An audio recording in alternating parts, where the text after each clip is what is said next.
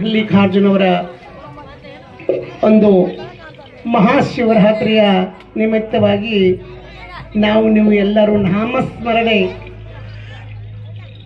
ನಾಮಸ್ಮರಣೆ ಚಲೋದು ಅನ್ನೋದು ಇವತ್ತಿನ ದಿವಸದಲ್ಲಿ ಚಲೋದು ನುಡಿಬೇಕು, ಚಲೋದು ಆಗಬೇಕು, ಚಲೋದು ನೋಡಬೇಕು, ಚಲೋದೇ ಮಾಡಬೇಕು ಅಂತ ನಿಮ್ಮೆಲ್ಲವರ ಭಕ್ತಿಯ ಒಂದು ಮಹಾಶಿವರಾತ್ರಿಯ ನಿಮಿತ್ತವಾಗಿ ಅಮ್ಮನ ಜ್ಞಾನ, ಅಮ್ಮನ ಚೌಡಿಕೆ ಪದ ಕರ್ಷಿದಾಗ್ಯದ ನೋಡ್ರಿ.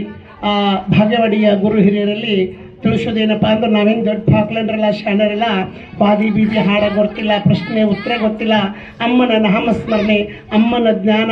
ಇವತ್ತೇನೋ ಮಹಾಶಿವರಾತ್ರಿಯಲ್ಲಿ 4 ಭಜನಾ ಪದ ಇರ್ಬೋದು, ಗಟ್ಟರಿಗೆ ಭಾಗ್ಯವಂತಿ ಇರ್ಬೋದು, ಹುಲಿಗಿ ಮರ್ಧಾಣಿ ಇರ್ಬೋದು, ಶ್ರೀಶೈಲ ಮಲ್ಲಿಕಾರ್ಜುನವರು ಭಜನಾ ಪದ ಇರ್ಬೋದು.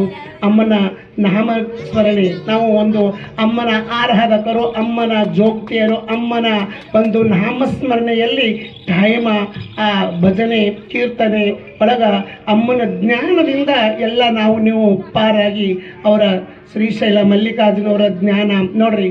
ಈ ಜಗತ್ನಾಗ ಎಷ್ಟು ದೇವ್ರದಂದ್ರೆ ಅನ್ನ ಹಾಕು ದೇವ್ರಂದ್ರೆ ಶ್ರೀಶೈಲ ಮಲ್ಲಿಕಾರ್ಜುನ, ಗುಡ್ಡದ ಎಲ್ಲಮ್ಮ, ಜೋಗಿ ಜಂಗಮರಿಗೆ ಸಲುವಂಥ ತಾಯಿ.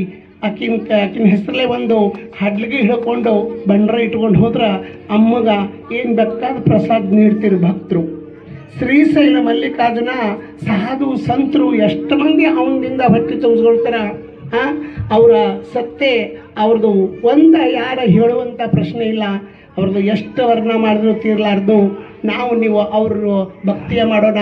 ಒಂದು ಶ್ರೀಶೈಲ ಮಲ್ಲಿಕಾರ್ಜುನಿಗೆ ಹೋಗಿ ಮುಟ್ಲಿ, ಎಲ್ಲಮ್ಮ ತಾಯಿ ಗುಡ್ಡಕ್ಕೆ ಹೋಗಿ ಮುಟ್ಲಿ ಅಂತ ಅಮ್ಮನ ಒಂದು ಜ್ಞಾನ, ಶ್ರೀಶೈಲ ಮಲ್ಲಿಕಾರ್ಜುನವರು ಜ್ಞಾನ ಮಾಡೋರು ಎಲ್ಲರೂ ಒಂದ್ಸಲ ಅಜ್ಜಗ ಅಮ್ಮಗ ಜೋರಿಗೆ ಚಪ್ಪಾಳೆ ಹೊಡೆರು.